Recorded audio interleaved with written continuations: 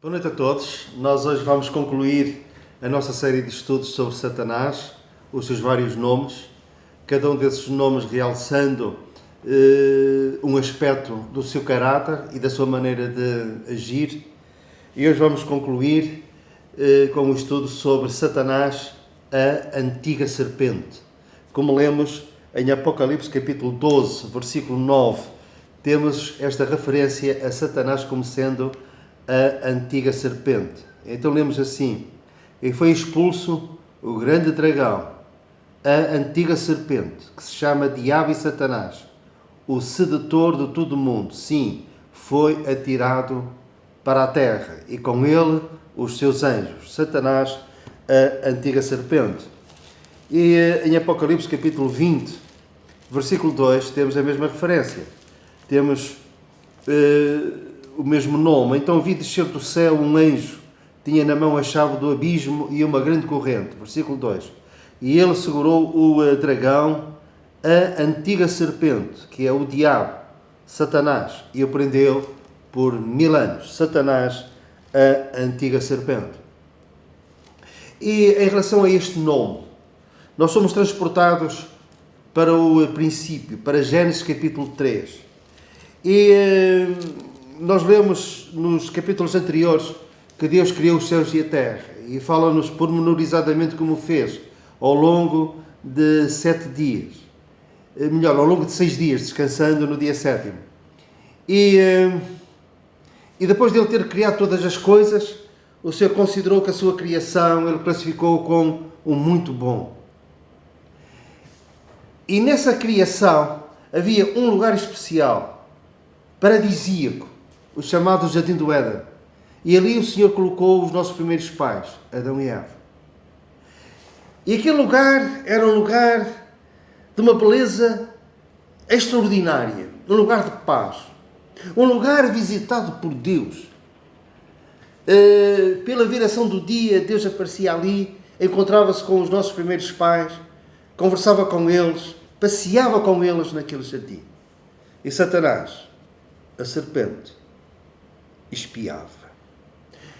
E ao ver aquela felicidade, aquela harmonia entre Deus e a sua criatura, o ser humano, ele arquitetou um plano para estragar essa harmonia, para os colocar desavindos, para que esse relacionamento tão amistoso, tão amável, tão amoroso até, fosse quebrado. E nós lemos que Satanás atua disfarçando-se e usando uma serpente. Hoje a serpente causa-nos repulsa, até um certo medo, arrepios. Mas naquela altura a serpente era a mais sagaz, era a mais astuta. E por que não dizê-lo? Provavelmente uma das mais belas criaturas do reino animal. Não lemos que nessa altura ela rastejava. Provavelmente andava sobre pernas. E nesta qualidade de serpente, a mais sagaz, a mais astuta, Satanás faz um ataque em 3 áreas.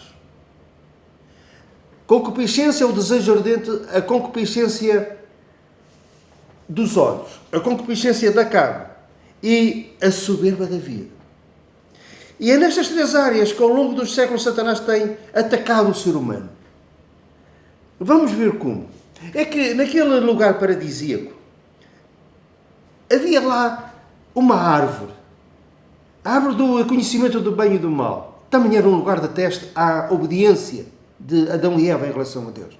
Deus disse que eles podiam comer de todas as árvores que havia naquele jardim, menos da árvore do conhecimento do bem e do mal. E Deus alertou-os, avisou-os, dizendo: no dia que dela comer, certamente morrereis. Estamos a falar de morte espiritual, separação de Deus, e mais tarde, morte física. Outra versão diz: e morrendo, morrereis. Morrendo, espiritualmente falando, quando desobedecessem, e morrendo, morrereis. Mais tarde, morreriam fisicamente. A serpente entra em ação. Satanás, por meio da serpente, de uma forma astuta, tenta levar Adão e Eva a desobedecerem a Deus.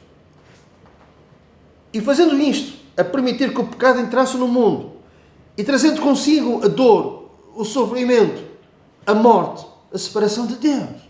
Como é que ele o fez? Nós lemos que ele atuou primeiramente em relação à concupiscência da carne. Nós lemos que no capítulo 3, versículo 6, vendo a mulher que a árvore era boa para se comer, concupiscência da carne. Agradável aos olhos, concupiscência dos olhos. E a árvore desejável para dar entendimento, soberba da vida. Porque a serpente tinha dito, tinha falado, Satanás tinha falado por meio dela, dizendo, no dia em que dela comerdes dessa árvore, desobedecendo, vós sereis como Deus. No fundo, esta foi a razão da sua própria queda. Lucifer, o querubim ungido, ele tornou-se Satanás. Porquê? Porque ele dizia no seu coração, serei semelhante ao Altíssimo. O seu desejo era de se tornar igual a Deus e, quiçá, superior a Deus. E caiu. E ele usa astutamente a serpente para levar Adão e Eva a pecarem. E uma das áreas da sua queda seria incutir neles a possibilidade e o desejo de se tornarem iguais a Deus. As consequências foram aquelas que Deus tinha dito. O elo de ligação, de comunhão entre eles e Deus quebrou-se. A criação, à volta, e toda a criação sofreu as consequências. Maldita é a terra por tua causa. Foram expulsos daquele jardim. O resto da história nós conhecemos com a nossa própria história, com a nossa própria experiência de vida e com aquilo que nós vemos ao nosso lado. A desolação, a tragédias, pobreza, fome, guerras. Tudo isto vem do pecado ter entrado no mundo. É que Satanás dá sempre, primeiramente, a beber o bom vinho e depois de todos terem bebido bem, o vinho de qualidade inferior. A fatura vem. E nós estamos agora está-nos a ser cobrada a fatura daquilo que os nossos primeiros pais fizeram e daquilo que nós próprios fizemos, consequência das nossas escolhas. Porque nós também todos os dias escolhemos. E tantas vezes também caímos em pecado devido a quê? À concupiscência da carne, à concupiscência dos olhos e à soberba da vida. Mas quando isto aconteceu, nós lemos acerca da primeira profecia que se cumpriu em Cristo. Porém, inimizade entre ti e a mulher, disse o Senhor à serpente. Porém, inimizade entre ti e a mulher, entre a tua descendência e o seu descendente. Este te ferirá a cabeça e tu lhe ferirás o calcanhar. O descendente da mulher, o Senhor Jesus Cristo, profetizado em Gênesis capítulo 3, versículo 15, iria esmagar a cabeça da serpente. Isso aconteceu quando? Na cruz do Calvário. E então Jesus veio ao mundo, nasceu. Aos 30 anos começou o seu ministério público. E Satanás espiava novamente. E ao iniciar o seu ministério público, Satanás tentou Jesus. Apelando a quê? Depois de ele ter jejuado 40 dias e 40 noites, Jesus teve fome. E ele ataca nas três áreas: concupiscência da carne, concupiscência dos olhos, soberba da vida. Será que Jesus ia cair como também Adão e Eva caíram no Éden? Satanás disse-lhe: estás com fome? Transforma estas pedras em pães. Jesus tinha poder para isso, mas ele não iria agir por sugestão de Satanás. E não caiu nessa tentação. Concupiscência da carne transforma as pedras em pães. Depois levou-o a um monte muito alto e mostrou-lhe os reinos do mundo e a sua glória, e disse: tudo isto te darei se tu prostrado me adorares. E Jesus viu, com a concupiscência dos olhos, mas não caiu. Leva ao pináculo do templo E seria uma exibição ímpar. Satanás disse, lança-te daqui abaixo, porque Deus dará ordem aos seus anjos para te ampararem. E Jesus não cai nessa tentação. E por isso nós temos um Salvador. Por isso, ele poderia, como pôde, levar sobre si os nossos pecados na cruz do Calvário, porque se ele tivesse caído, nem que fosse num só aspecto desta tentação, então ele na cruz do Calvário teria que morrer pelos seus próprios pecados, ou pelo seu próprio pecado, e não poderia morrer pelos nossos pecados. E assim Jesus hoje pode salvar perfeitamente todos aqueles que por ele se chegam a Deus, porque em todas as coisas ele foi tentado como nós, mas sem pecado. E quanto à serpente, o Senhor disse-lhe, comerás pó todos os dias da tua vida. Vais rastejar. Há uma curiosidade bíblica que não é curiosidade, encaixa perfeitamente no nosso estudo. E virá um tempo em que todas as coisas serão restauradas. Nomeadamente, a criação afetada também pela entrada do pecado no mundo será restaurada. E lemos na Bíblia que a própria criação anseia, está na expectativa desta restauração. E nesta restauração vão acontecer coisas, além de serem lindas, são manifestações do poder de Deus. Os animais carnívoros vão se transformar em animais herbívoros. Por exemplo, o lobo e o cordeiro pastarão juntos, e o leão comerá a palha como o boi. Mas depois o mesmo versículo diz assim, mas pó será a comida da serpente.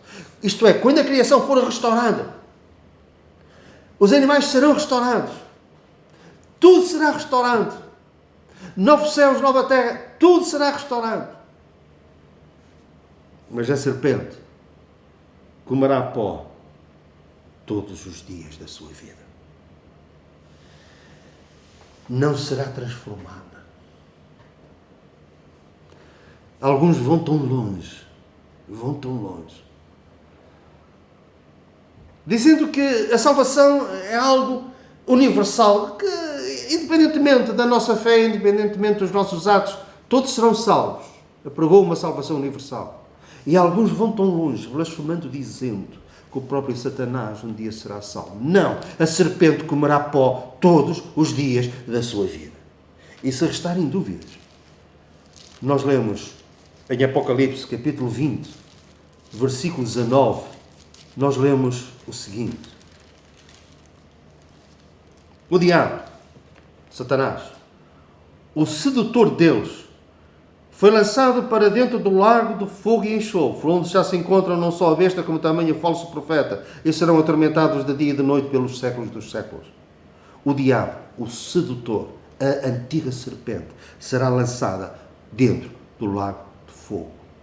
A serpente rastejará todos os dias da sua vida, e a antiga serpente será lançada para todo sempre no lago de fogo. E não mais enganará as pessoas, não mais seduzirá as nações. E a vitória de Jesus sobre Satanás, o diabo, o tentador, o Deus deste século, príncipe deste mundo, a antiga serpente, será total, absoluta e definitiva. Glória a Deus. Glória ao Senhor Jesus, o vencedor, que na cruz do Calvário alcançou uma vitória eterna sobre Satanás, a antiga serpente. O Senhor nos abençoe.